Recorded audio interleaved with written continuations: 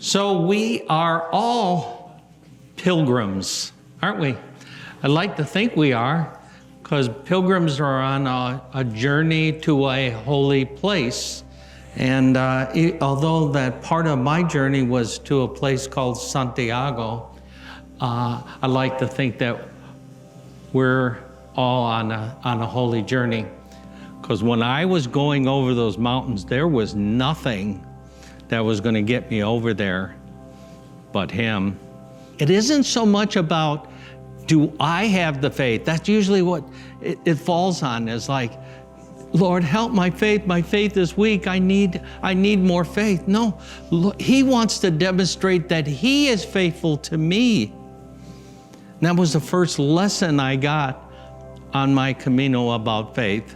It had been raining, sloppy rain, and you walk in whatever it is. And I got up through the trail, we got up to a spot, and I'm walking with the bishop, and I call him the good bishop.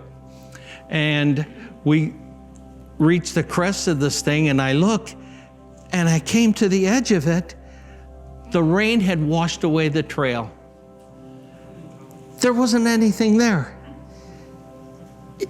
It was a good 10-foot drop down below. And I'm standing here looking at it like, was it Wile E. Coyote? I was like, whoa, I can't do this. And the good bishop comes up and he looked at it, and he's 6'5", big long legs. And he says to me, Willie, we must go down. I can't get down there. My legs won't get down there. We must go down.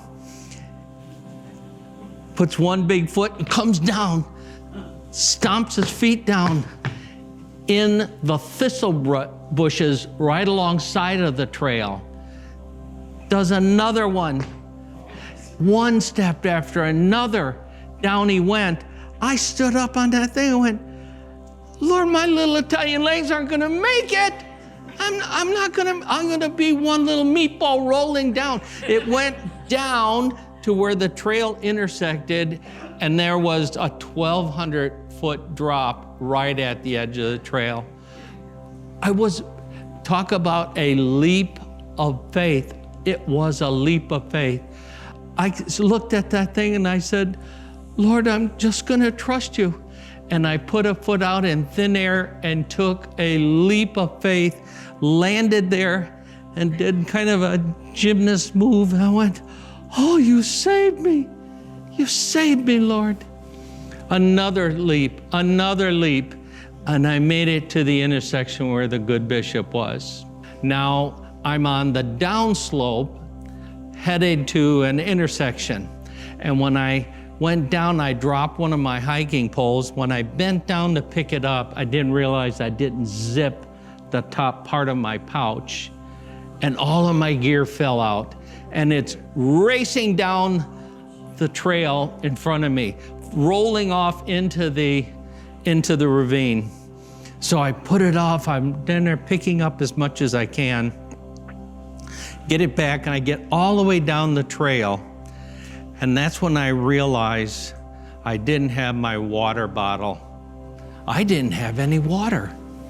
And I look ahead, miles in front, not a soul. I look behind me, not a soul, nothing. So, Lord, now I need you more than ever. So I determined I'm just going to put my head down, not obsess over it, because every time I looked ahead to see where the next town was, it got me anxious. So I put my head down and I'm walking ahead. I glanced up, and way down the trail is a cloud of clay dust rolling in my direction with a gray minivan in front of it. Now that doesn't sound like much, but there are no vehicles on the Camino. That, I'm going to use the word never, because the trail isn't much wider than this space here. There's no vehicles on the Camino. And I'm watching this gray minivan racing in my direction. It gets closer and closer, and the clay dust is right behind it. So I move to the side. The minivan pulls right alongside of me. The window drops. A little stubbly-faced Spaniard in the driver's seat looks over at me and hands me a cold bottle of water. Wow. I didn't know what to say. I took it, and he took off driving. That, my friends, is what we call a Godcidence. It's a coincidence where God was present in it. I prayed, and at that moment, He heard my prayer and supplied it. That was a Godcidence.